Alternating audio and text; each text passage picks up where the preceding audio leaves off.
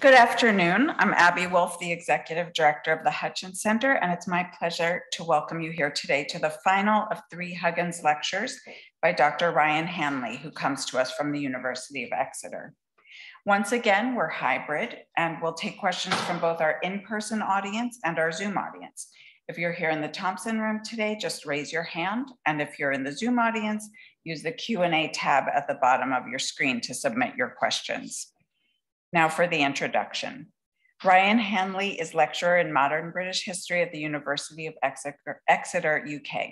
He was awarded his PhD at the Wilberforce Institute for the Study of Slavery and Emancipation at the University of Hull in 2014, and has held positions at the University of Oxford, University College London, and the University of Bristol, and has had visiting fellowships at Queen Mary University in London and at the Huntington Library in California. He was an inaugural Lapidus OI Fellow at the Omohundro Institute in Virginia in 2014 as well. And he's been at the University of Exeter since 2019. His work explores the contributions of people of African descent to political, social, and cultural life in 18th and 19th century Britain, including but extending well beyond the questions of slavery and abolition. He's the author of Beyond Slavery and Abolition, and the co-editor of Britain's History and Memory of Transatlantic Slavery. He has also published widely in a number of top journals, including Slavery and Abolition and the Transactions of the Royal Historical Society. He has won both the Alexander Prize for First Article on British History and the Whitfield Prize for Best First Monograph on British History, both from the Royal Historical Society as well.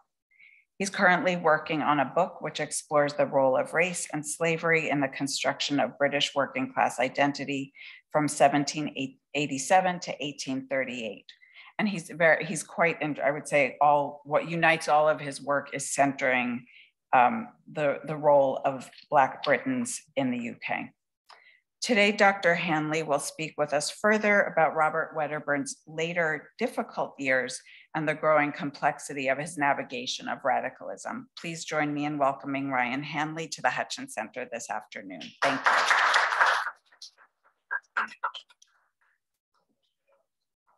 Thank you, Abby. And thank you very much to the Hutchins Center for inviting me. I've been really enjoying giving these lectures this week.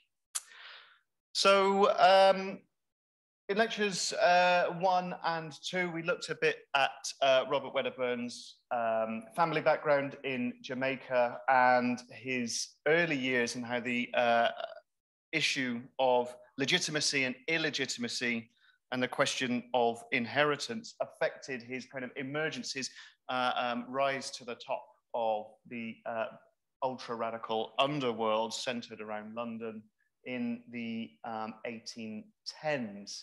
Now, we ended the last lecture with Wedderburn's arrest for seditious blasphemy, which may have saved him from execution on a charge of treason that year.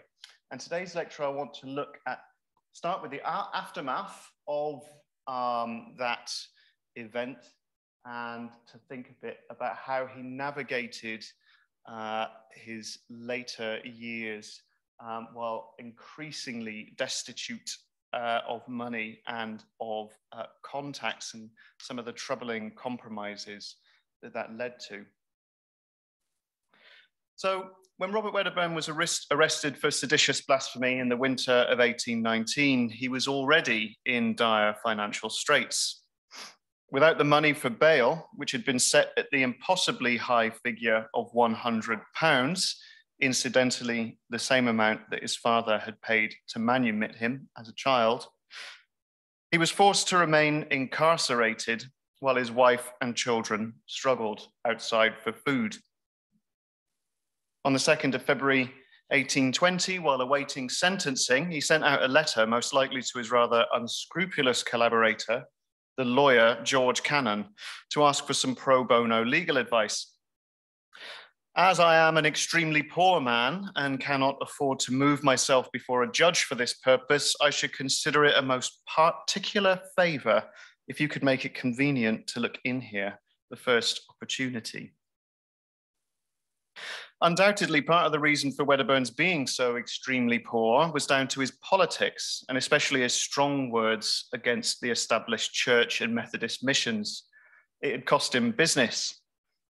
As he put it in an 1819 advertisement for his tailoring services, put out shortly before his arrest, since the commencement of his labor, so this is in third person, this is Wedderburn, since the commencement of his labors as a public teacher for the benefit of society and the advancement of useful knowledge in theology and moral philosophy, he has experienced the neglect and desertion of many, yea, very many of his former friends, and of masters in the trade from which he was wont to gain employment, and thereby rendered incapable of meeting the necessary calls of common want.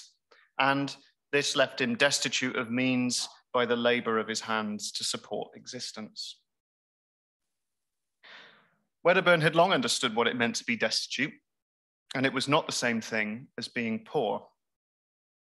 In the bureaucratic language of the workhouse and the philanthropic societies who had tasked themselves with distributing assistance to those in need, the word destitute often denoted somebody who had fallen victim to vice or who was at risk of doing so. In the 18th century, destitution was often defined as having lost God's grace. Samuel Johnson, for instance, defined it first and foremost as a state of being, quote, forsaken or abandoned.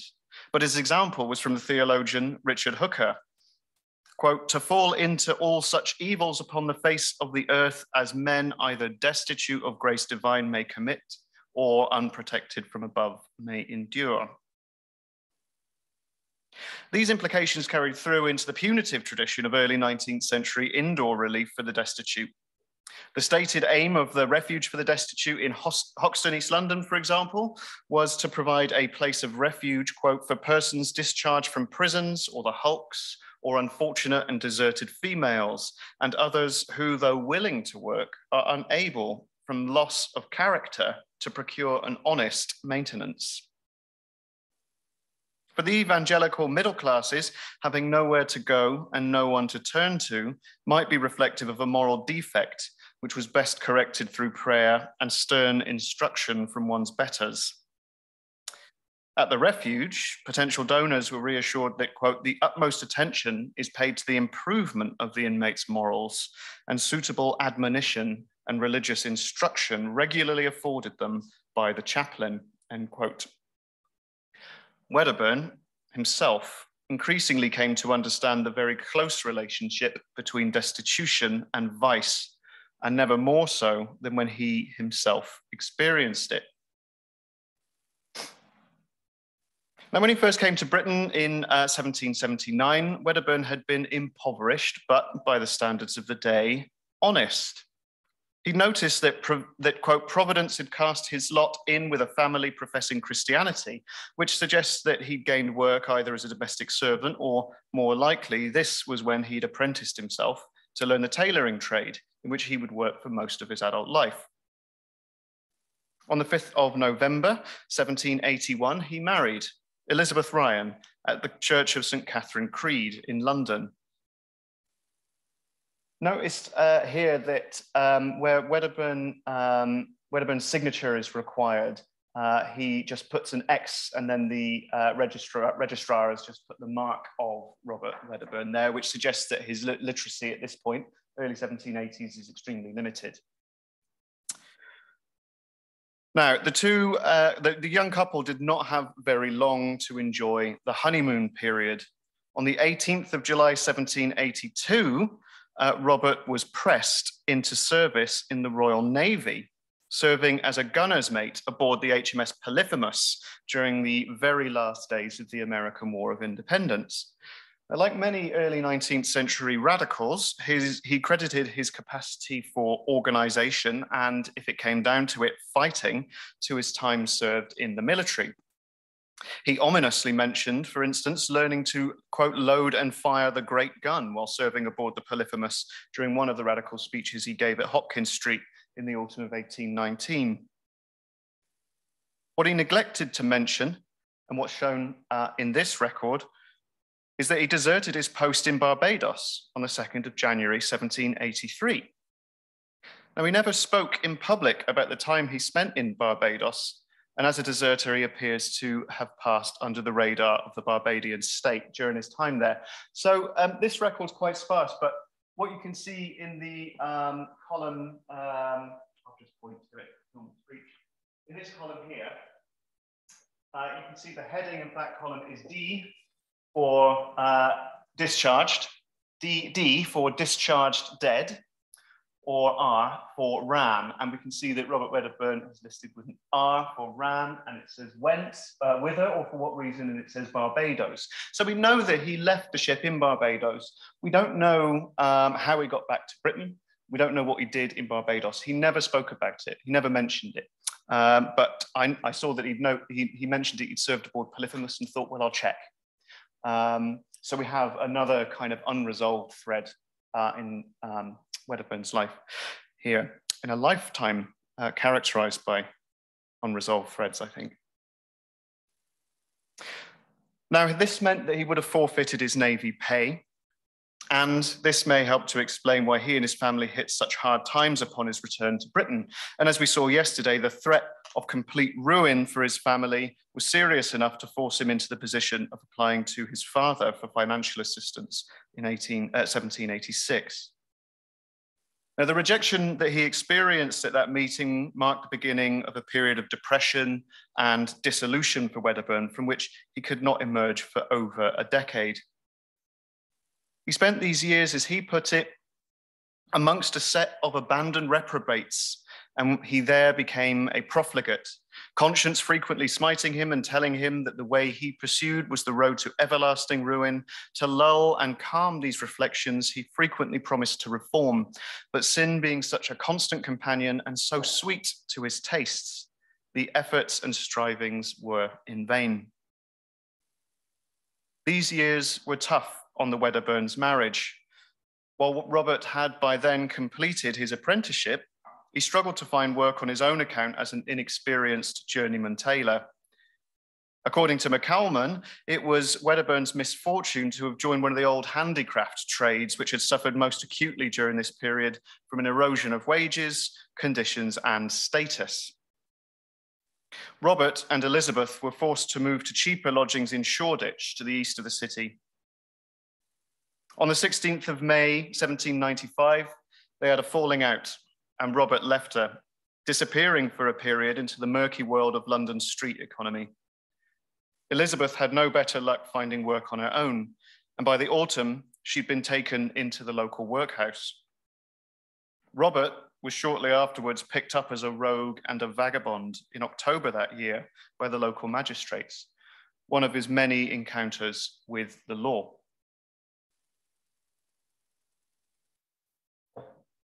The time Robert spent roaming the streets around St. Giles and in Shoreditch was an especially difficult one for London's small but growing Black community. Some of the loyalists who'd settled in the city following the American Revolutionary Wars had moved on to Sierra Leone in West Africa in 1786 and 7, part of an ultimately disastrous plan to start a new abolitionist colony there, which wouldn't take off properly until the mid-1790s. Those who had stayed faced extremely difficult choices.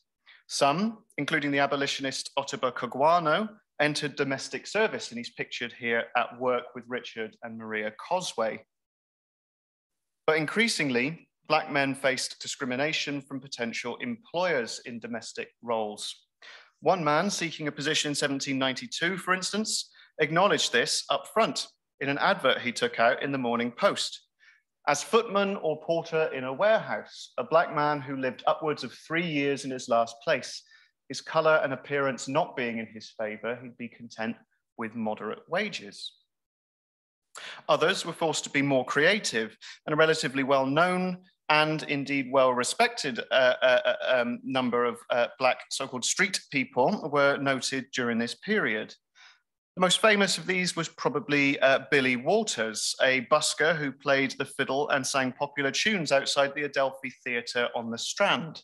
Now, I've included a number of examples here of Staffordshire ware porcelain figurines of Billy Walters, because he seems to have been It was obviously a very distinctive figure on the outside the Adelphi Theatre, and he was kind of frequently reproduced for many generations afterwards in this particular kind of material culture format. But it also tells us a little bit about how the image of identifiable kind of Black individuals from this sector of society kind of reproduced, and some of the kind of complexities about the way that race is reproduced, even in an apparently affectionate way.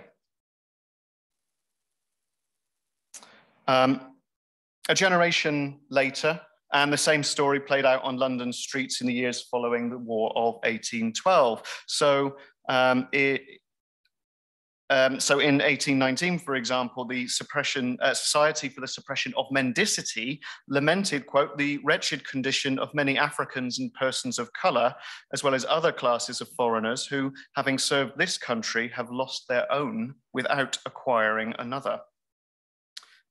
During this period, Joseph Johnson, for instance, made a name for himself performing popular ballads on the streets while wearing a scale model of the HMS Nelson on his head as a hat. Charles McGee made a crust as a crossing sweeper at the foot of Ludgate Hill, but he was also so well known in the area that he was the subject of a radical satire by his near neighbor William Hone, and a striking portrait by John Dempsey on the left here, and even a light opera in 1831 called Othello, the Moor of Fleet Street. These men were the exception, though, and for most, it was more than they could do to avoid being sent to the workhouse. Again, the association between being destitute and being a potential criminal held strong, even in the liberal imagination. The agents for the Mendicity Society appeared to take great pleasure in 1819 when they exposed WB, a man of color who came to them, quote, apparently in a strong fit of the ague, and, quote, stated a most deplorable case of distress. They were having none of it. One of the clerks of the society having, however, recognized the man, his former history was produced from some original documents in the office, and he quickly recovered from his apparent ague, and at length acknowledged that he'd been endeavoring to deceive the public and the society. The authors of this charitable organization decided that, quote, an impostor of this nature could not be permitted to go at large, and he was referred to the police office where he was left to be dealt with according to the law. Like Wedderburn, the combination of WB's poverty and perhaps his heightened visibility as a Black man on London streets made it difficult for him to avoid the grasp of these self-appointed moral guardians of the poor. Viewed in this light, it's only surprising that Wedderburn did not get arrested more often. Now, it was not until around 1798 that he managed slowly to carve out a place for himself as an independent trader and set up a shop in Great Windmill Street in the West End, not too far from Leicester Square. He married again, a woman named Mary, and they had 6 children between 1798 and 1818. Money, of course, was still very tight, and the family never made it too far above the poverty line. In July 1816, Wedderburn's 2 teenage daughters, Hope and Lydia, were doing their best to contribute to the household finances by making and selling artificial flowers from paper. Their father's philosophical disdain for authority, along with his self-proclaimed rebelliousness of temper, meant that he did, however, continue to get himself into trouble. As McCalman has noted, as well as spending a few months in Coldbath Fields prison, he was also indicted on a charge of petty theft from a master tailor who had employed him in 1813. Now, McCalman speculates that this might have been down to a misunderstanding over the traditional perks of the trade, where some but not all master tailors working in London still allowed journeyman tailors to help themselves to the offcuts and unused scraps of material from the cutting table. Being threatened with a lengthy prison sentence for literally taking scraps from the table remains an apt metaphor for Wedderburn's condition, and perhaps helps to explain why he so readily embraced his ultra-radical position in the mid-1810s. Now, as we saw yesterday, Wedderburn's conscious rejection of both respectability and what he saw as the illegitimate form of morality prescribed by the slaveholding established church and state ultimately landed him a long prison sentence for seditious blasphemy, which he served from 1820 to 1822. As I've discussed elsewhere, he basically ensured a long jail terms for himself when at his mitigation hearing, so his sentencing hearing, he read out a lengthy and indeed highly blasphemous speech when given the opportunity to speak in mitigation. This speech was later published by the lawyer Cannon, who produced it for the ultra-radical underworld, of which Wedderburn had been a prominent part.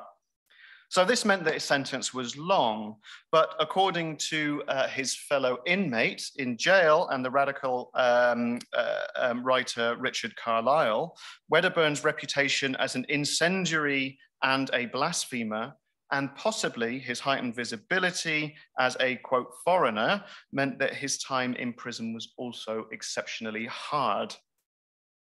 Not incidentally, his record of admission to Dorchester Jail inmates book marked him out from his fellow inmates by explicit reference to his background.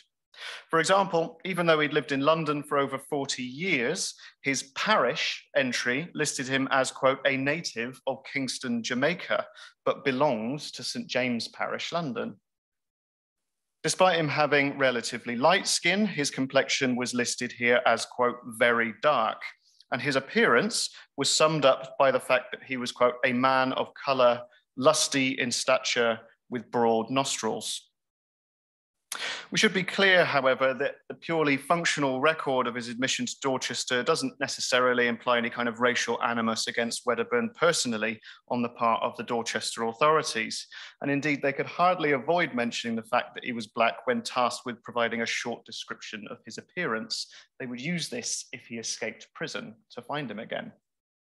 But the sparse notes here do emphasize the fact that Wedderburn stood out among the inmates at Dorchester and that he was easily recognizable by the jailers, which, as we'll see, may have made his life more difficult while serving his sentence. This same self-evident fact was one that had been used to help convict his associate William Davidson for his part in the Cato Street conspiracy, when an eyewitness remembered his face specifically because she recalled feeling, quote, much alarmed by a man of color standing by the stable.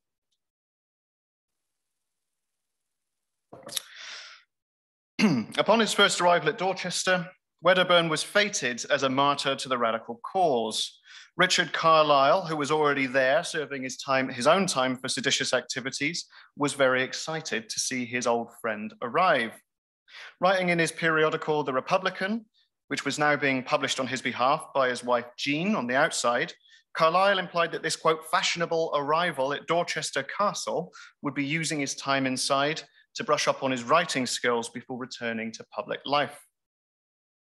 But it quickly became apparent that Wedderburn had been singled out by the prison authorities for special treatment. Of the general management of the prison, I do not complain, wrote Carlile from his own cell on the other side of the jail. But the case of Wedderburn has been abominable, comparing his treatment with the treatment of common other prisoners.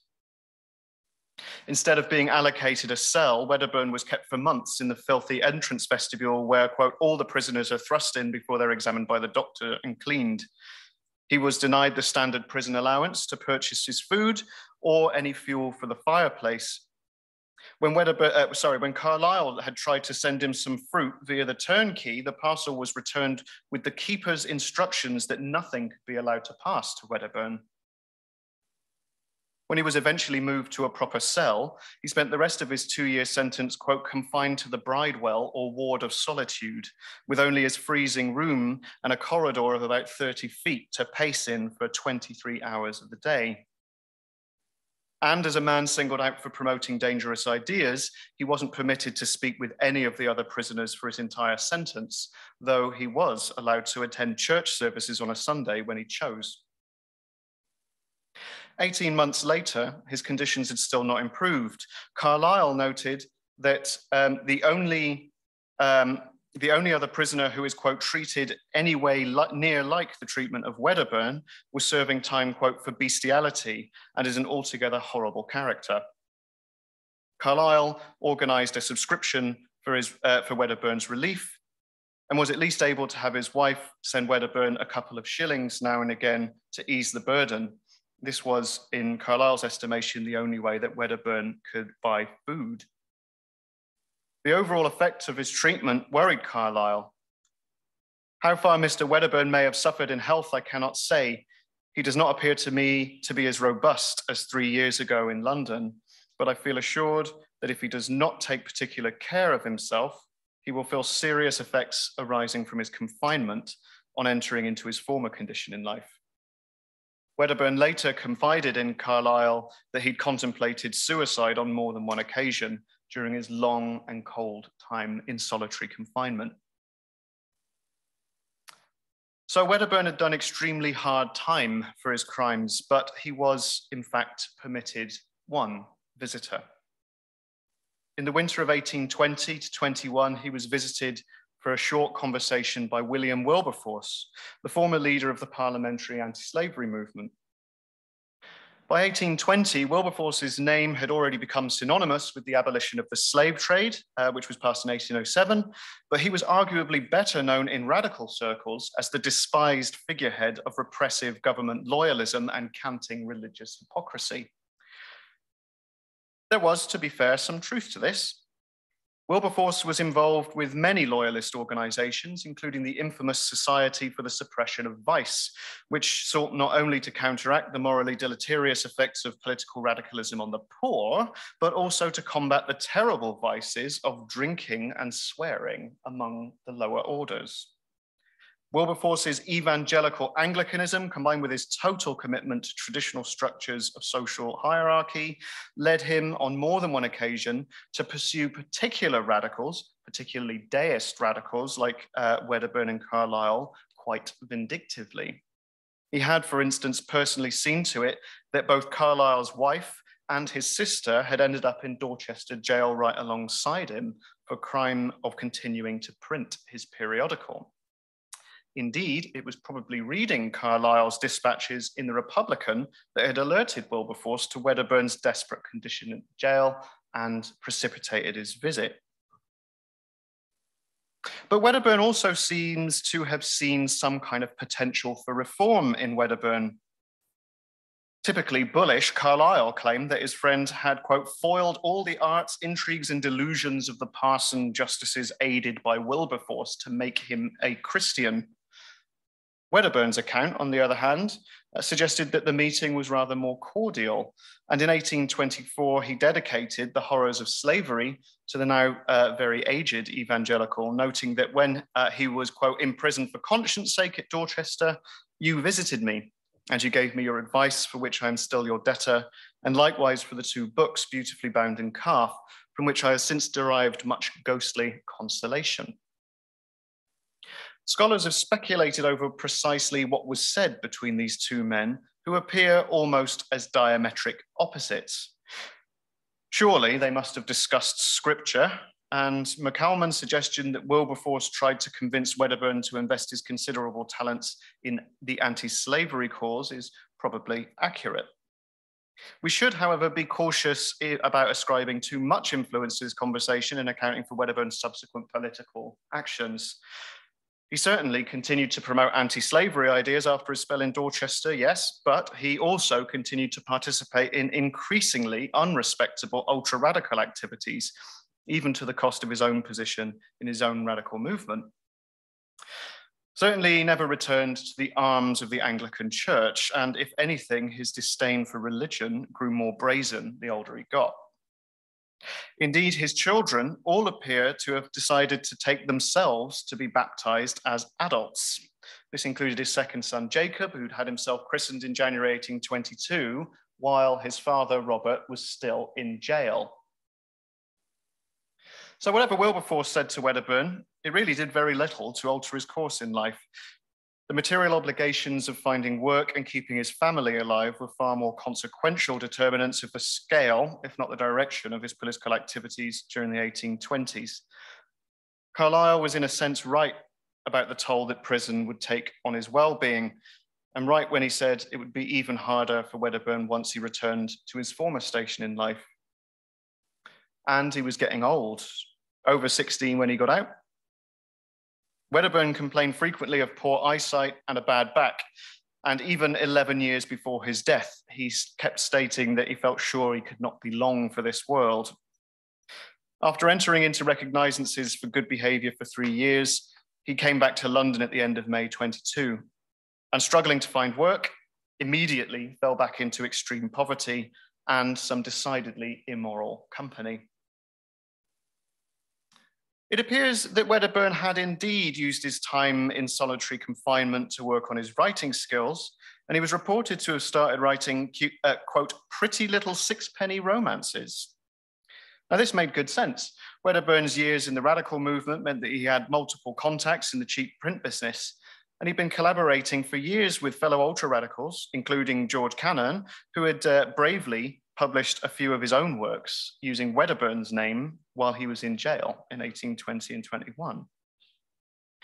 By March 1823, Wedderburn had gone into business with George Mitford, a minor printer of radical periodicals and pamphlets with a sideline in pornography.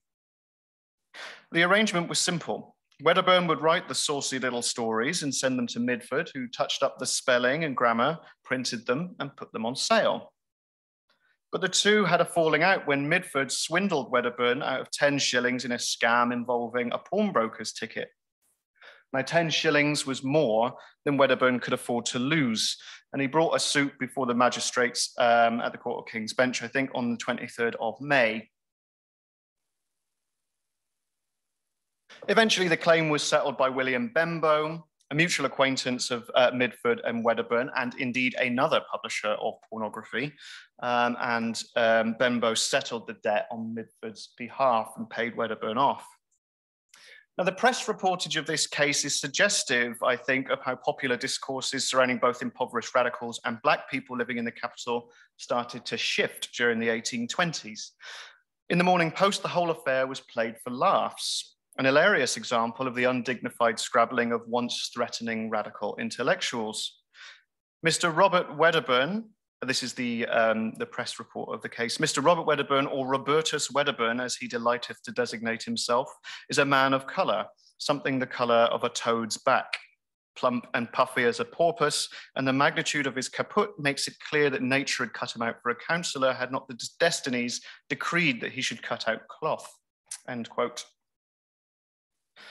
And this was just one example of a new kind of writing about the lives of the poorest on London's streets, at once fascinated and dismissive, romanticized and played for laughs. The early 19th century saw the popularization of Picaresque Tours through London's seamy underworld, with titles like Vagabondiana or Mendicant Wanderers throughout the streets of London. These texts introduced their readers to a diverse host of well-known London characters, including those from the very poorest sectors of society. Now, members of London's Black population featured very prominently in these scenes, but they were often crudely caricatured. For example, Pierce Egan's 1821 picaresque, Life in London, contained over a dozen full-colour illustrations by George and Robert Cruikshank. In the plate titled Lowest Life in London, the text heroes Tom and Jerry drink in a crowded alehouse in the East End, while Black women mingle rather promiscuously with white working class men. This image of the free intercourse between Black and white in the East End boozer attests to the clear reality of a multi-ethnic working class culture in early 19th century London. But the deployment of Black bodies in a social space to denote the generic lowness of the company also indicates the emergence of a lazy comic shorthand in which dark skin was equated with the moral looseness supposedly endemic among the urban poor. This type of literature was fundamentally expressive of an anxiety about the disinhibition of such heterogeneous working class cultures spilling over into polite middle class society. As it pertained to race, miscegenation was the core concern, which Cruikshank amplified here by literally using black ink to pigment both the Black women and the presumably mixed race child to the right of the frame. Bottom right of the frame. Indeed, Cruikshank had applied the same effects when he satirized Wedderburn in his 1817 caricature, A Peep into the City of London Tavern, representing him in conventionally racist terms as barefoot and possessing grotesquely exaggerated facial features. When Wedderburn's appearance and supposed intellectual pretentiousness were mercilessly skewered in the Morning Post article then, the reporter was drawing on a specific popular discourse and style in which blackness invoked a complex package of prejudices against both the poor and people of African descent. We might be surprised to observe that such a transformation in the discursive arrangements of race in British popular culture in the early 1820s coincided with the resurgence of multiple streams of popular abolitionism, though, as I've suggested elsewhere, the two were by no means mutually exclusive. The supportive response to news of insurrections in the Caribbean from both radical and liberal metropolitan abolitionists illustrates that a gradualist position was becoming increasingly widespread, and in popular print media, the framing around abolition subtly shifted from a question of if to a question of when. British radicals were, by and large, encouraged by the example of enslaved people rising up to overcome their oppressors. At a dinner marking Thomas Paine's birthday held in London in January 1824, for instance, a toast was raised to, quote, the next insurrection of the blacks in the West Indies and success to them. Now, the brutal response of colonial officials to the Demerara uprising of 1823, including the sentencing of the missionary John Smith to execution, horrified many British readers and confirmed that gradual emancipation was the only way to ensure the safety of white colonists and the security of the British Empire in the Western Hemisphere. However, white liberals and radicals alike saw no contradiction in maintaining at the same time that the plight of the free British labourer should take priority over the liberation of the enslaved. So there's this support for radical insurrectionary activities by the enslaved in the West Indies, but always kind of accompanied by this suggestion that charity should begin at home. The tabloid-style sporting daily Bell's Life in London, which was Robert Wedderburn's preferred newspaper, summed up these complex views in an editorial on the Demerara uprising published on the 1st of February, 1824. It said, "We should be ashamed of ourselves if we could cease to cherish the hope of the ultimate abolition of slavery in our colonies. We rejoice in the example of Negro capacity displayed by Haiti. But we condemn these pretended zealots for humanity who can overlook the flagrant wrongs and squalid misery of millions under their own immediate care and try to earn a spurious reputation by searching out objects of sympathy 3,000 miles off. Then every plan for abolition should be of the most cautious and gradual kind. The feelings and justice of mankind cannot fail to operate in some degree upon the slave proprietors, and they will doubtless be still more influenced to a cooperation in some plan by their constant danger from their degraded laborers." So as Sue Thomas has examined in detail, this was the editorial that sparked off a chain of articles and letters in Bell's Life in London on the issue of insurrections of the enslaved, including additional reports of another, which had been just narrowly averted by colonial officials at the frontier estate in Jamaica in December 1823.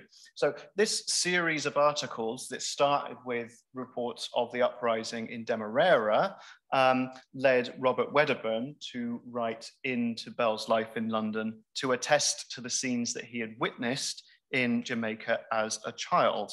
And this formed the core of his most famous tract, The Horrors of Slavery, which he published as a separate pamphlet in 1824, and which we spoke about on Monday. So Wedderburn's heartfelt tribute to his mother and grandmother then was framed very concretely by the ongoing tradition of slave insurrection in the West Indies. Wedderburn remained an active member of the radical scene, but he appeared increasingly out of place in the movement during this period. And indeed, the last half of the 1820s saw him lose more and more influence and more of his friends and contacts. Scholars of 19th century British radicalism have traditionally identified the 1820s as a comparatively quiescent period in domestic politics. By comparison to the rough and ready plebeian culture of the 1810s, the radical intellectuals of the following decade emphasized a reliance on empirical knowledge, self-improvement, and an alternative working class sense of respectability based on a decidedly masculinist ideal of a total independence of thought and action. Wedderburn's desperate poverty, rumbustious temper, and unrepentant anti-clericalism, as much as his close association with seedy characters and peddlers of smut, all left him increasingly out of step in this so-called march of the mind.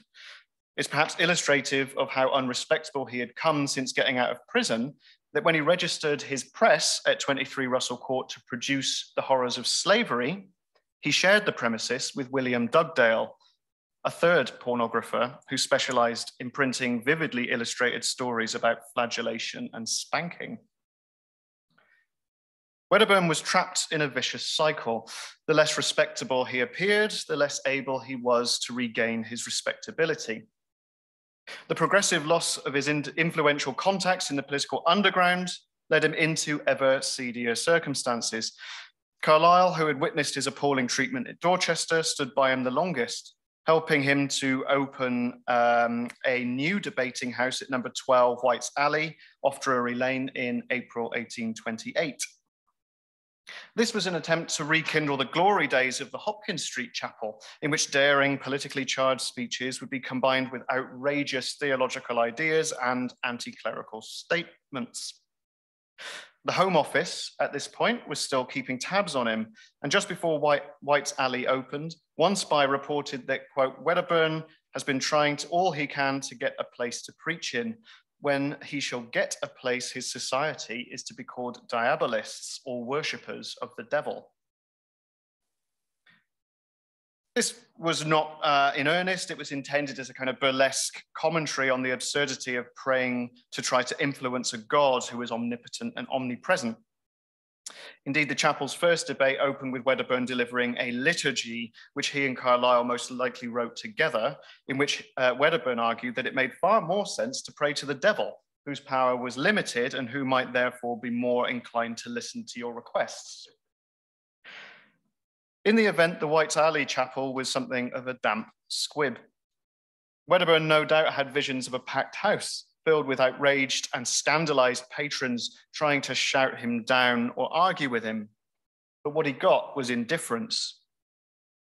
By 1828, all the extemporized, passionate, speechifying, righteous anger and willful controversy, which had made his name as a notorious firebrand a decade earlier, looked undignified, counterproductive.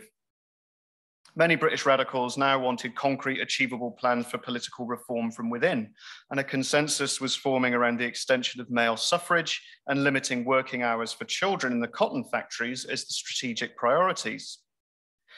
The only people willing to help Wedderburn and Carlyle in their Christian diabolist experiment were, in the estimation of the Home Office spy at least, all very low who have long known them.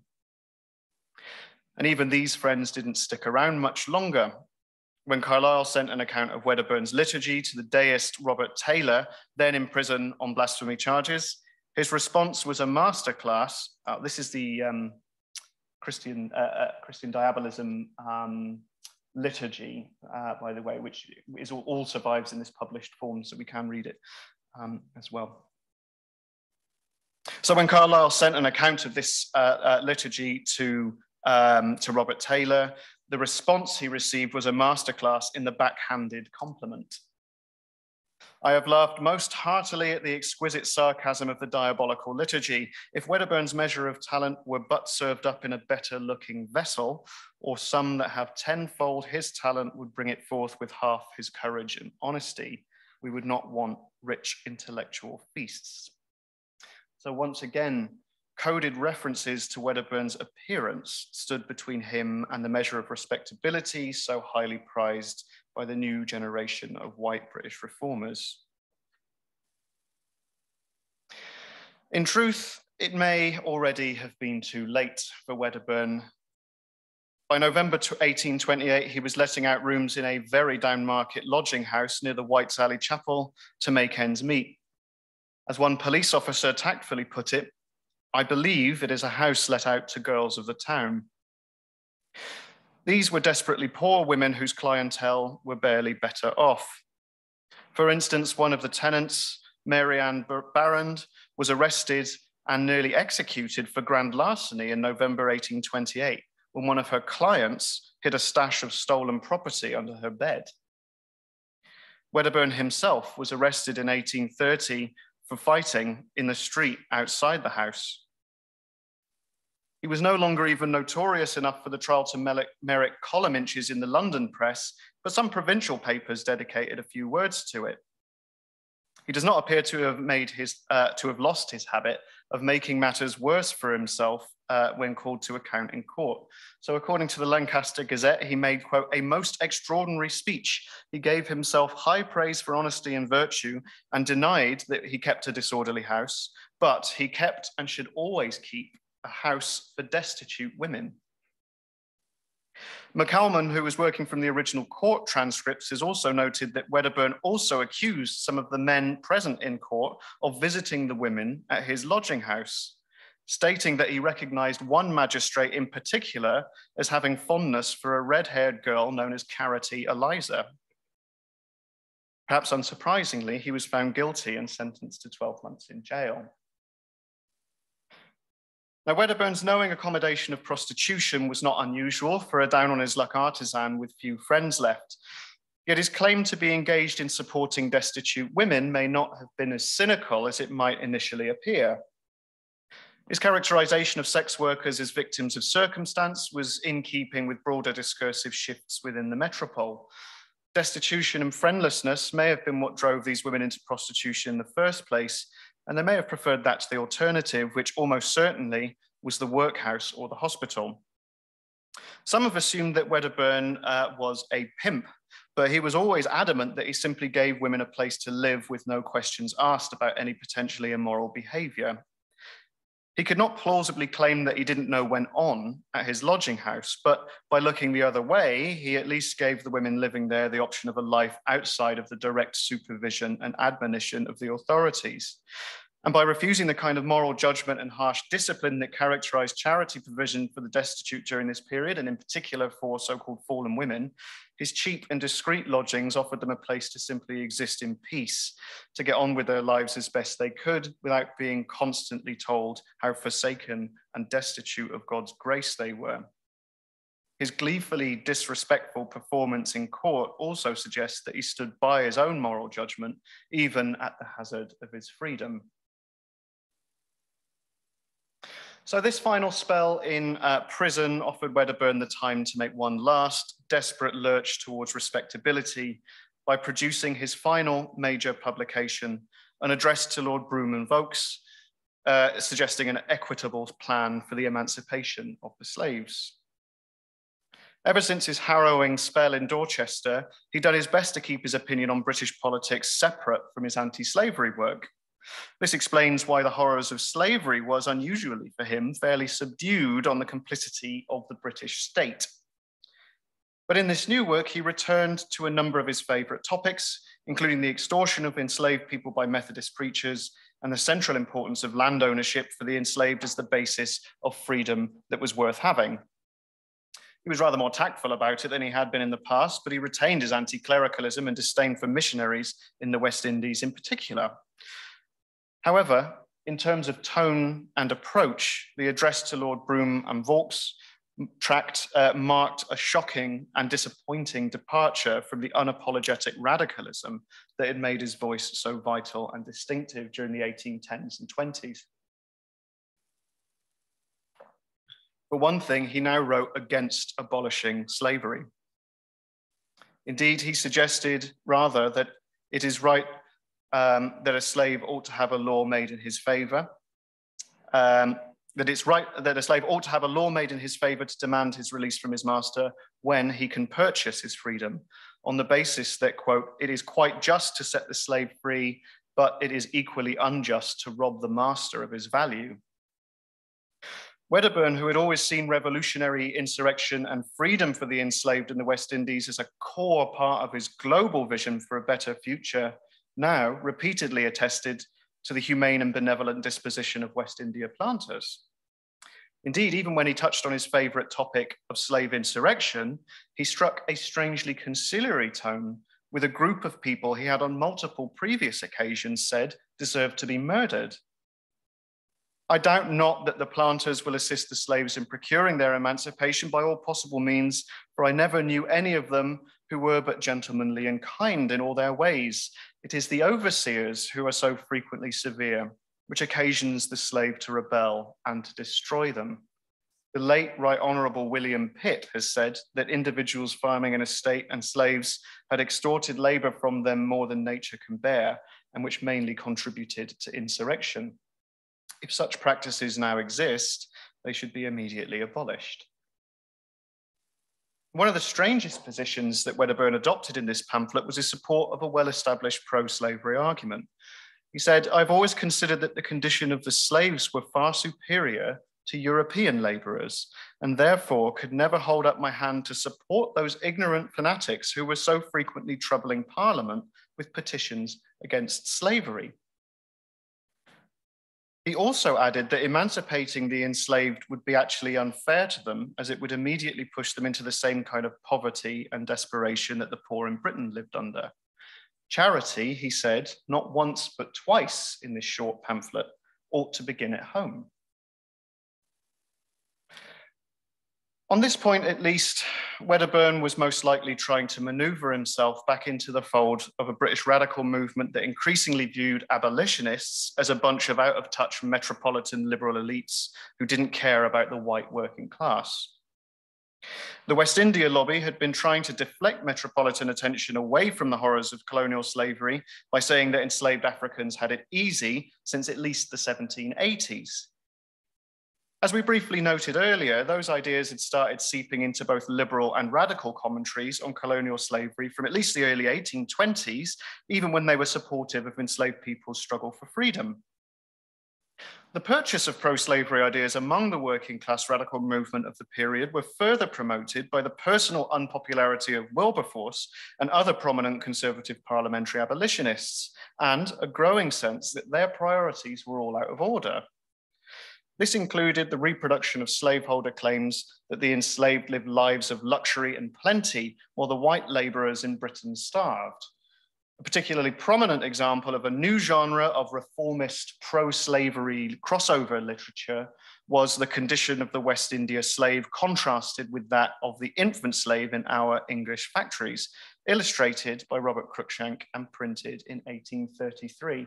And here you can see the confluence of that kind of very pronounced racist representation of enslaved Africans with that comparative, kind of competitive approach that is increasingly characterizing a lot of working class responses to slavery during this period. Not all, but a lot.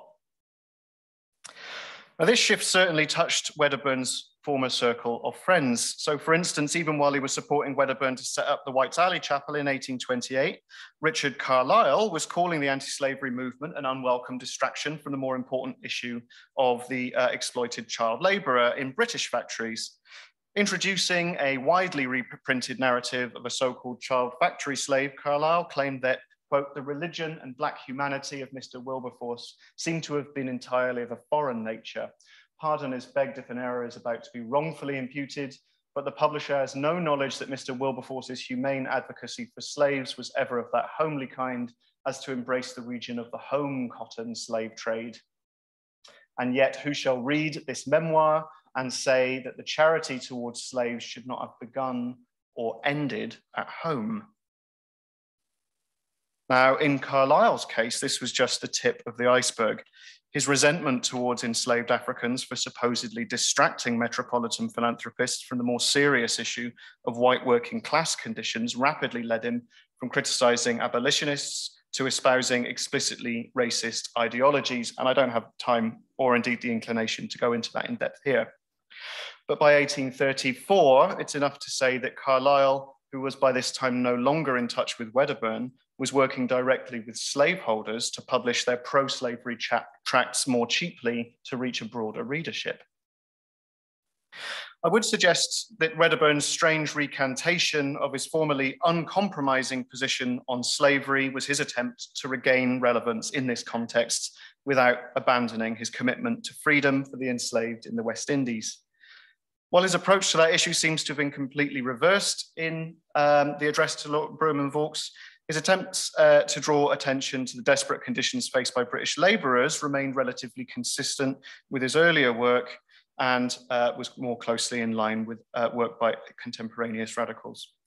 He'd always compassionated the plight of the very poorest in Britain, of course, and not least because he was firmly among their number. But this was perhaps too little, too late for the aging Wedderburn anyway. After a decade of associating with pornographers and prostitutes, he would always be a liability to a radical circle that had parted ways with the formal abolitionist movement and begun to chart their own, quote, respectable path in politics. After his release from prison late in 1831, he struggled along, becoming increasingly ensnared in the seediest parts of London's poverty-stricken underworld. It appears that Mary left him while he was in prison because by February 1832, he was now living at the boarding house in White's Alley. On the 11th of February, he was in court again, this time accused of trying to strangle Mary Ann Jevitt, one of the women he'd rented a room to. Jevitt said that Wedderburn had dragged her into a cellar and tried to garrote her, but that she'd managed to escape and alert a member of the Bow Street Runners. In his defense, Wedderburn claimed that she'd come into the lodging house late at night, drunk and ranting, and thrown a pot of boiling water over some of the girls she shared a room with. He said he'd been forced to restrain her to stop her from hurting herself. My intentions were good, he said, though it seems the law is against me. The judge's dismissive attitude towards both of them indicates the type of contempt with which people who had been sucked into poverty were often treated by the authorities in early 19th century London. He actually found Wedderburn guilty of assaulting Jevitt, but meted out a punishment of only £5 fine, noting that if Wedderburn defaulted, he would go to jail for 2 months. Given Wedderburn's extremely precarious financial situation, it is by no means clear that he was able to settle this small debt. And I need to go back to the London Metropolitan Archives for a few days and see if I can find the transcripts of that trial to find what his sentence was, or, whether he made the debt.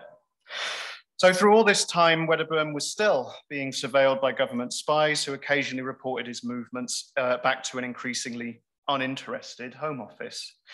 The last time he was spotted in radical circles was in the audience at an 1834 lecture given by the anti-clerical deist Robert Taylor, that is, the man who had wished that Wedderburn's diabolical liturgy could have come from a better looking vessel back in 1828. He seemed by this point to be out of touch with most of the other members of the audience. Once a well-known man who was perceived as a significant threat to national security by the authorities, Wedderburn was now barely noticed and certainly not invited to speak, a lonely figure on the fringe of the radical movement he had once led. He died in poverty and near total obscurity in late December 1834, or possibly very early in January 1835, though not without the satisfaction of seeing the bill for the emancipation of his oppressed countrymen passed in the British Parliament in 1833. He was buried at Bethnal Green in London on the 4th of January, 1835. So to conclude, Robert Wedderburn understood that destitution denoted both material hardship and a fall from grace. Like so many people of his generation in Britain, much of his life had been defined by want, the want of money, the want of friends, the want of luck. Yet even in his humble station of life, few people could have claimed to have faced and overcome such terrible material hardship to rise to such a position of extraordinary prominence. Likewise, very few, even within the plebeian radical circles in which he'd moved, could claim such a spectacular fall from grace. In 1819, he'd been at the epicenter of one of the most vibrant and indeed subversive democratic movements in British social history.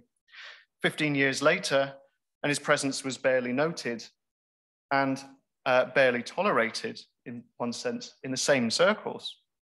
Wedderburn's spiral into destitution was precipitated by the vindictive and even spiteful way he was treated during his spell at Dorchester prison between March 1820 and March 1822, and was worsened by some of the questionable decisions he made, particularly his increasing entanglement in London's sex industry through his shady contracts in the world of pornographic publishing. But his progressive alienation from respectable radical circles may also have had to do with broader cultural shifts in how working class radicals saw themselves and how they defined who belonged and who didn't. The progressive normalization of anti-Black caricature in popular culture during the 1820s and early 1830s is one part of this story.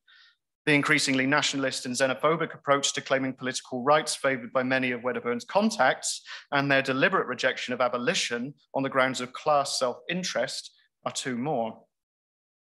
Wedderburn's attempts to stay relevant in this context, including his terribly disappointing lurch towards gradualism and slaveholder compensation in the address to Lord Brougham and Vokes, might perhaps be indicative of how isolated he'd become towards the end of his life. His involvement with the brothel at White's Alley might reflect the fact that his need for money to survive and continue his life's work made him unscrupulous and willing to exploit vulnerable women. But it might also reflect the fact that he had no one left to turn to in the radical movement, and so had to make his own way in the world any way he could. Wedderburn remained an obscure figure in the history of early 19th century British radicalism until the late 1980s, when the pioneering work of McCalman brought this individual back to light. While the destitute and seedy circumstances of his final years provide a sad coda to an otherwise inspirational story, it's precisely this complexity which makes Wedderburn such a compelling figure. The realities of destitution in early 19th century London were not pretty, and Wedderburn was not the only one who needed to make difficult compromises in order to survive.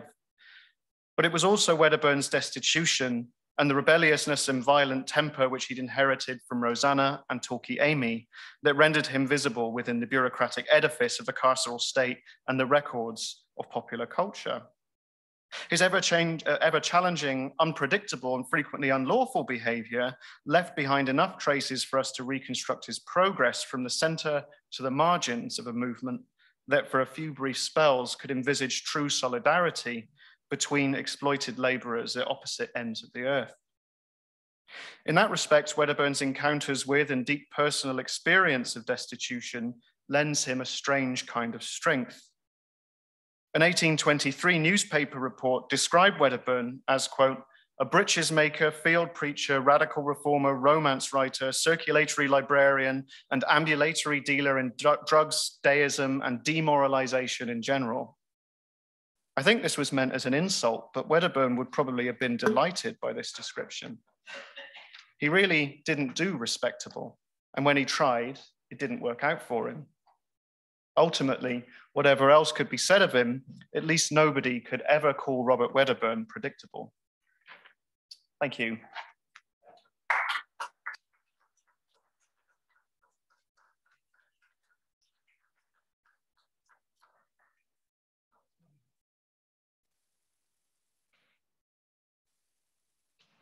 Thank you. I was thinking how blessed this poor man was or is to have you. Well, it's Ian McCalman is the man we have to thank, I think, for why we know about Wedderburn. Just a couple things. First of all, congratulations. It's been a marvelous lecture series. How many, do we have any idea how many Black sailors there were in the British Navy during the American Revolution?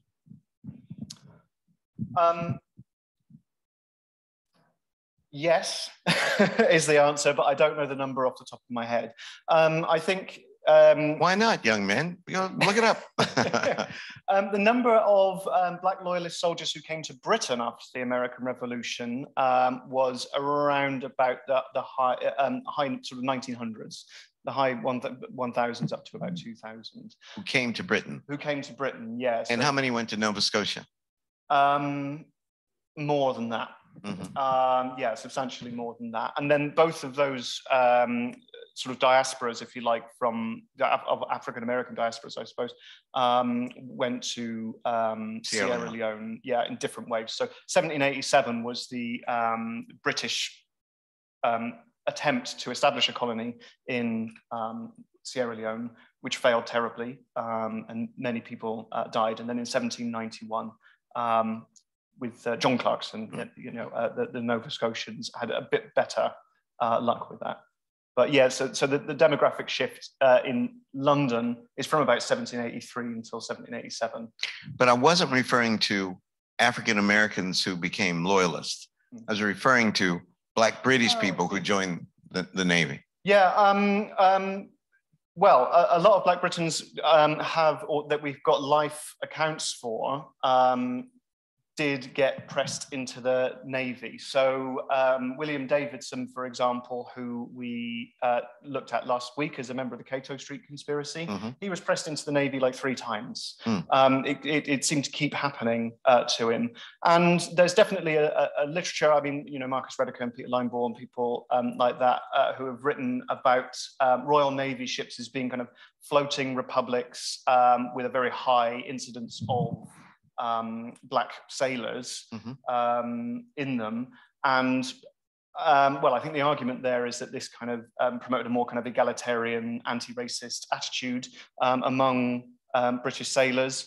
I think that needs to be quite heavily nuanced. If you think about the experiences of somebody like John Jay, for instance, there's definitely evidence of discrimination aboard Royal Navy ships, as in any other kind of space.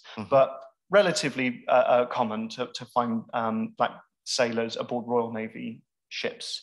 And yeah, Black people in London were just as likely to be pressed into service as anyone else.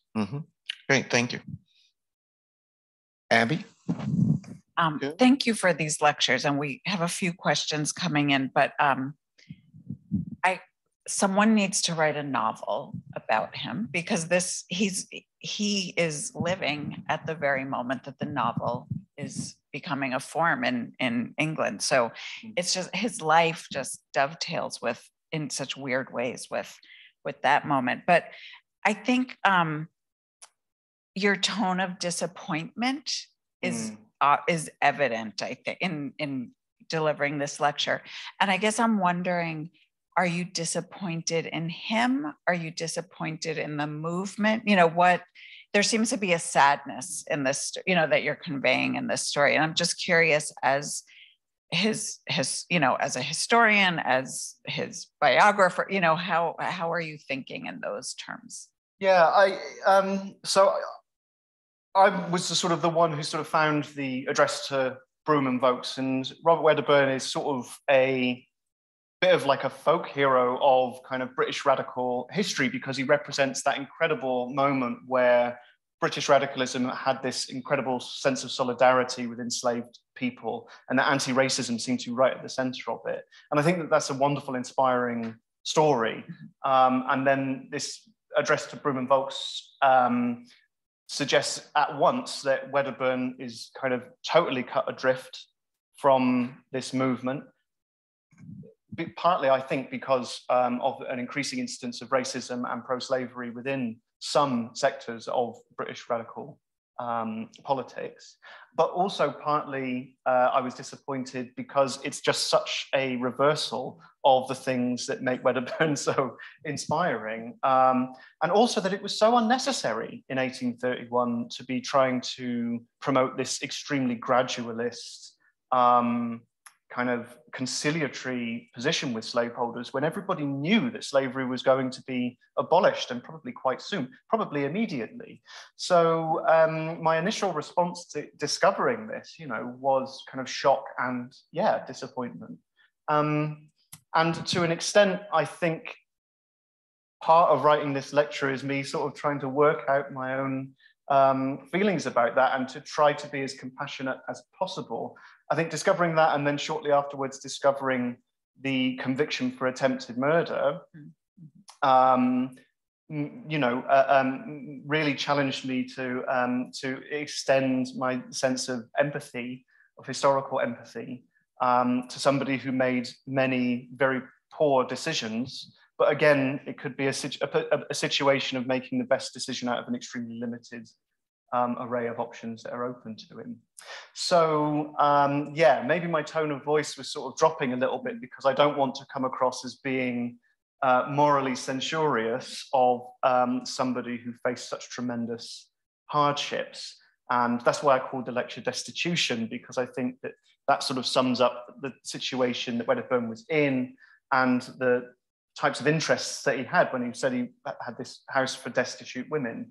I think that there's a real need for an extreme form of compassion in terms of making sense of why Wedderburn acted as he did in the last years of his life. You mentioned that he was kind of a folk hero, and Stephen Niven, actually, who I think you've communicated with now, is wondering if the race today, this is something I don't know about, so I'm just quoting his question, but did the race today activists of the 70s have any awareness of him? Are you aware of that? I haven't seen him mentioned in that. I mean, he certainly crops up nowadays in like the Socialist Worker and other kind of you know, left publications. Yeah, I would say that it was really with Ian McCalman's PhD thesis, which I think was 1984, and then his book Radical Underworld in 1986, I want to say, or possibly 88, that really brought Robert Wedderburn to light. I think he sort of languished in obscurity. Part of the reason for that is that a lot of the stuff that Wedderburn wrote was sort of banned. And so the only copies that existed, you know, are in the Home Office as evidence of a trial against him. So these are, you know, there's a real attempt to kind of suppress a lot of what Wedderburn said, particularly in the 1810s. So yeah, I think it's a function of the way that the archive, you know, works and the type of story that the kind of official archive wants to tell, that we haven't heard about Wedderburn sooner than that. Is the kind of carceral record of his life typical of other radicals, you know, white radicals as well? Or it's just interesting to think, I mean, he left there's other documentation that you found, but there seems to be you can trace a lot of his life through his trials and imprisonment. So I'm just wondering if that's typical of others in that circle. Yeah, I would say Wedderburn got into trouble more often than most. I think, yeah, I'm still finding stuff about, you know, you hear sort of a rumor about him, you know, being tried for theft in 1813. And so I need to now go and see where he was living and see where the nearest magistrate was and look manually through the documentation for 1813 to see if his name pops up. I think he is among the poorest of the highly prominent radicals of his generation, and that, I think, leads him into contact with the state much more often, sometimes just by virtue of being poor, through things like the Society for the Suppression of Mendicity, but also because he's more likely to get caught for committing minor crimes of necessity. And he's also less able to kind of protect himself when he is caught from getting into trouble. As we've seen, so I think George Cannon, his lawyer, was the one who wrote that blasphemous defense that he used in 1820 that sort of ensured that he was going to get the maximum jail term. So yeah. Okay. Oh, good. Okay. Hi, thank you again for another wonderful talk today. Thanks. My question is this. It's interesting to me how a lot of times the more you learn about an individual, the more you actually find yourself wondering what they were like. And there's been so much, you've presented so much about, you know, things that Wedderburn said in court, for example, in his defense, that, you know, maybe one might wonder why he said those things and that you know, jeopardized his position. And I'm just wondering, I was struck by one of the slides that you had up where, and correct me if I'm wrong, but I believe he was writing in the third person and just talking about his financial status and potential employment. And one of the things that he said, it said, the slide said he also further takes leave to invite the public to an attendance at his chapel. Then it said where the uninformed may receive instruction. And then it said, and where the clergy may derive improvement from the substance and force of his arguments. Yeah, that one right there. And so I was really struck by that. And I was just wondering, also just thinking about sort of the trajectory of his life, do you get the impression that something like that would have been written out of desperation, out of an inflated impression of himself, just a general, sort of inflated impression of himself, or some combination of the two or other. Because that's, I mean, the first half of that, uninformed, you can say anything to the uninformed, but the fact that he's telling the clergy that they might derive improvement, and then specifically from the substance and force, that just to me seems to say a lot about him as a person. I'm just wondering if you could speak to that. Yeah, I wonder if it's sort of his sense of humor actually coming through, or he's just being kind of willfully anti-authoritarian. We know by this point, 1819, he's got no respect for the authority of the clergy whatsoever, right? He's actively opposed to the clergy having any kind of authority because of the role of Church Missionary Society, the Methodist missions in telling the enslaved to be passive and obedient and wait until after they die to be free. So I think this is almost him kind of taunting the sort of respectable-minded reader who, kowtows to the authority of the clergy. Yeah, I think he probably was quite kind of presumptuous in terms of his own abilities. I mean, he maintained that he was, could contend with any preacher or any religious person on any matter of scripture that he wanted. Didn't have time to go into it today, but his name appeared, I don't know if he wrote it, but his name appeared on a letter addressed to Solomon Herschel, the chief rabbi of England, talking about the Old Testament and talking about kind of Jewish interpretation of scripture, and saying, come and have a debate with me to the chief rabbi, come have a debate with me about the Torah. So it's a really kind of, again, it's hard to tell if he's completely in earnest when he's doing that, or if he's sort of having fun, and that this is sort of part of a working class, unrespectable sensibility that he's really keen to embody. But yeah, I guess it's a matter of interpretation. And I also think that tracks when you look at him saying, oh yeah, points at the magistrate to sentence him, saying, oh yeah, I remember you. You came in and you like Carity Eliza. You like that little redhead. Yeah. And I think that, I mean, it might be true, but I think what he might be doing there is being like cheeky, in an attempt to, well, I think he just can't help himself, right, in that sort of situation, and just doesn't like authority, and he doesn't take them seriously. So I think that might be the sort of thing that's going on there, but yeah, it's hard to tell. Thank you. Thanks. I'm sorry. Yeah, he seems to really want to get into trouble, and he did all the time. Yeah, hi. Hi, thank you very much for this talk and for the last 3 days, which have given this kind of epic sweep to this remarkable man's life. I was fascinated by him, but I was also fascinated by the part of the talk today where you talked about Billy Waters, and I was intrigued by those replicas of him. And it made me wonder if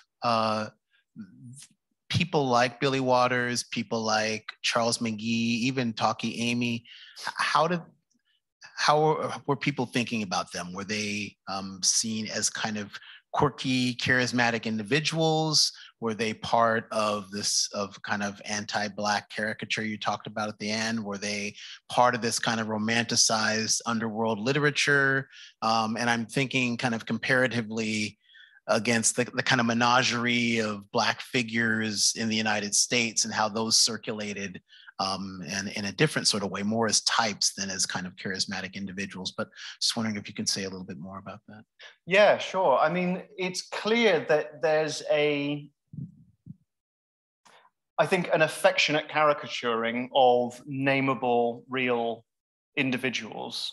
And I think that, the way that Billy Waters in particular is represented. So we've got this actually quite realistic portrait of Billy Waters, and another one, John Dempsey's one of Charles McGee, which I think is a really striking portrait of a very, very poor man. living in London at the foot of the Strand. And then, you know, that caricature, which paints him in exactly the same place, right? So that's obviously where he was. People recognized him and knew he was. And then there's this opera about him that comes out. Othello, the Moor of Fleet Street. Yeah, exactly. And I think that it's difficult to see through like offensive caricaturing to see any kind of affection in the way that they're being represented. But I do think that there's some intended there, if that makes sense.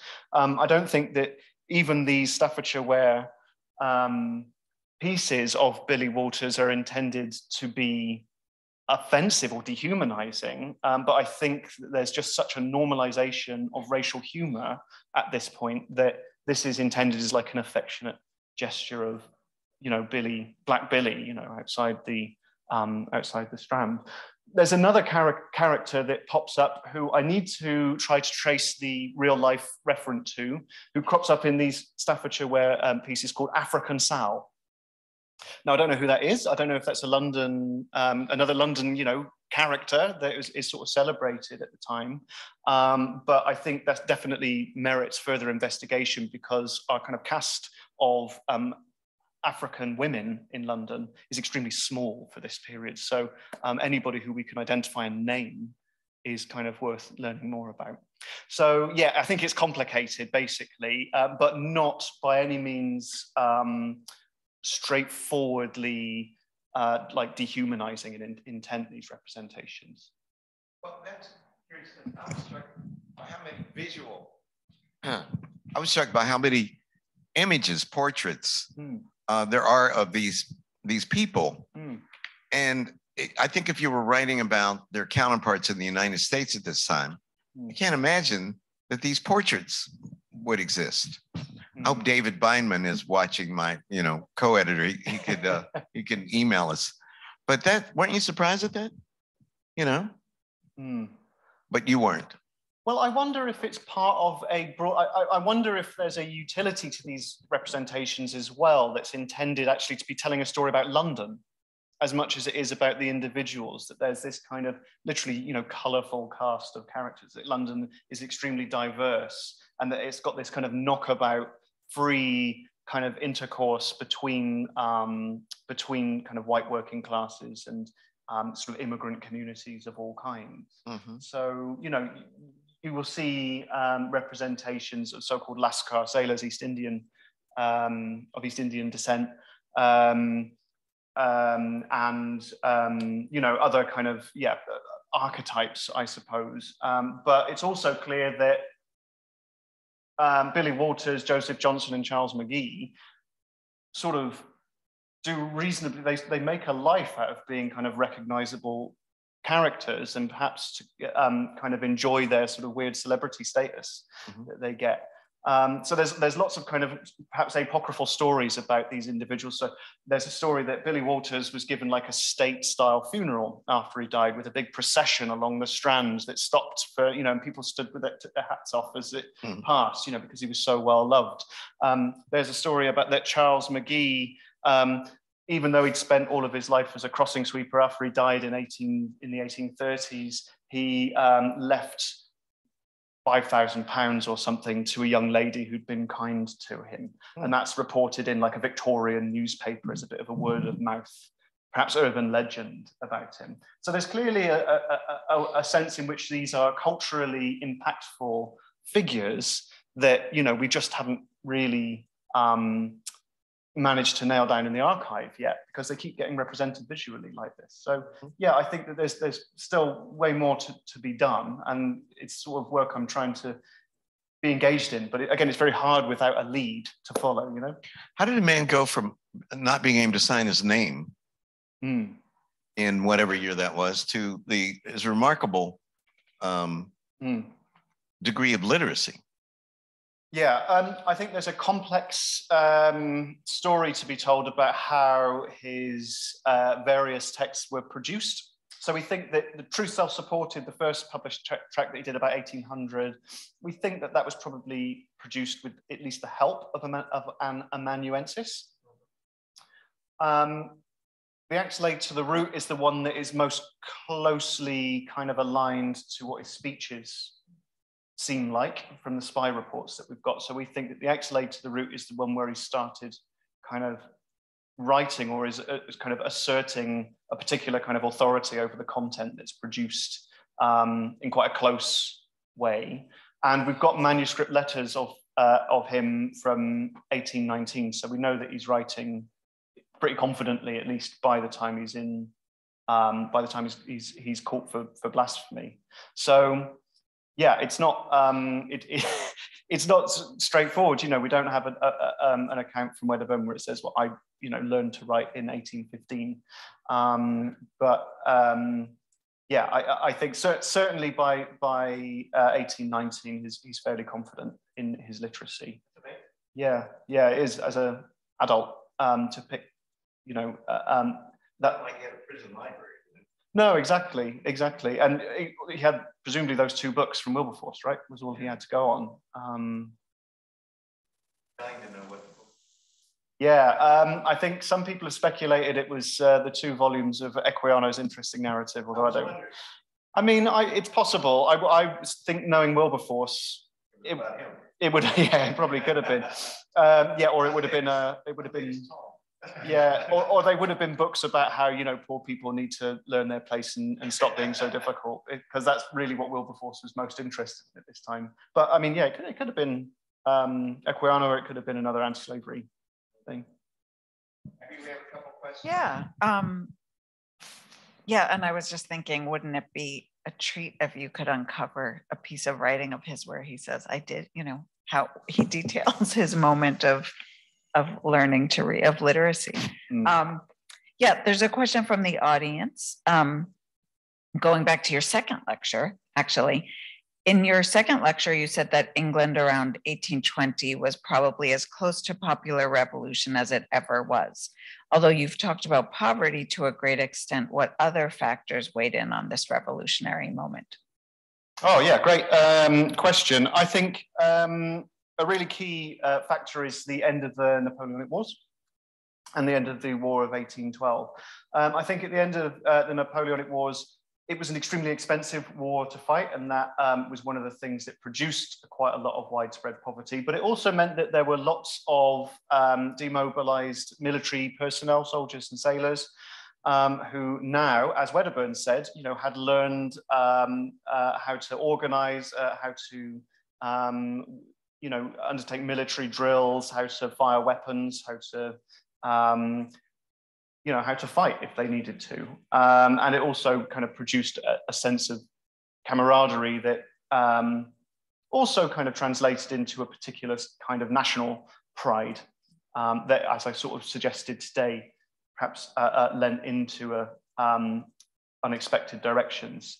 So I think what possibly made it a more extreme form of radicalism than what we saw during the last kind of upsurge, which was during the early 1790s, was that shared experience of military combat that was much more widespread then, and I think kind of created or opened up the possibility of an alternative type of authority structures for working class people in particular. And encourage them to think about how the world might be ordered differently. So that's probably the other big factor I would suggest. How would you say, it seems like this kind of idea of a multiracial London that you were talking about with these images might play, would certainly play into that new world order, or what the possibilities were. Yeah, absolutely. And I mean, we should definitely not underestimate the significance of Haiti in this, in sort of thinking about, in changing the way that poor people who considered themselves, in all honesty, like the American revolutionaries, who thought that they were really slaves, right?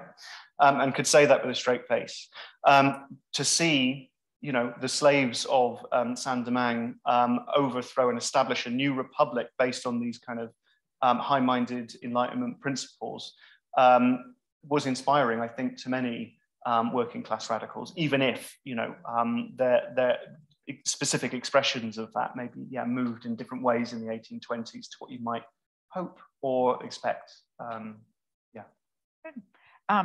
Do you have kind of a last word that you want to leave us with about Wedderburn, or what we yes. Wow. I don't know what can not a radical way. What can we say about Wedderburn? I would say that, you know, one of the things I find most interesting and inspiring about Robert Wedderburn. Oh, do we? I'm so sorry. I have to navigate. Okay, sure. That's okay. It gives me a bit more time to think of my last comment. Actually. I get to ask him questions whenever. No, thank you so much for that, and I apologize if this. I'll keep it brief. Just an amazing collection of different types of sources to put this together. But I was really struck by your point too about the continued surveillance by the government, and you've made reference to the spy reports. But I don't know if I saw very much of them. So I was curious how useful, as critical as you have to be when you approach these sorts of things, how useful have you found the surveillance reports in order to help piece these various moments together? Yeah, I mean, Wedderburn is not seen in the same way as like the man to watch after he gets out of Dorchester in 1822. So he appears in a more kind of offhand way. So I mean, the one that I've used here was about the Christian Diabolists piece, and you know, what you see is these kind of self-appointed, you know, moral guardians who go out and write back to the Home Office, and they say, "Oh yeah, Wedderburn, right? You know that guy is still around, and he's still trying to do this." Yeah, methodologically, you need to be careful with how you use these because they're either likely to be alarmist in nature and overemphasize Wedderburn's influence, or the alternative is that they are hostile towards Wedderburn, and so everything that he does is base and low and pathetic, right, and not worth mentioning, apart from to kind of downplay it. So yeah, I mean, I guess the approach that we have generally taken is that, okay, well, this at least allows us to fix in place where he's living and what sort of ideas he's having. And then in this case, you know, if I read this, you know, oh, he's going to set up this new devil worshipping cult I'd say, of course not, that's ridiculous. But then, you know, lo and behold, it's published in the Reverend Robert Wedderburn's special command, you know, of Christian Diabolism is published a few weeks later. So it gives us a starting point, and then usually there's some form of circumstantial evidence or something really direct like this, which kind of confirms where the spy is coming from, at least, so you can sort of triangulate the bias, if you want, of the source, or the, you know, subject position from which the source is being written.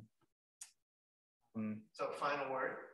Final word, yeah, I think Robert Wedderburn led a really complicated life, and that the circumstances of his extreme poverty made it much more complex in the last decade that he was around. But I'm really hopeful that, you know, can remain an inspiring figure who, you know, we all need to know more about people like Robert Wedderburn, because he was kind of pivotal in not only the working class reform movements, the anti-slavery movements, but in the history of Britain more broadly. So it's my hope that, you know, I can continue to sort of promote Robert Wedderburn, and I think that he deserves his place alongside Equiano or Frederick Douglass as, you know, an inspiring voice for freedom. So I'll leave it there. Great, thank you.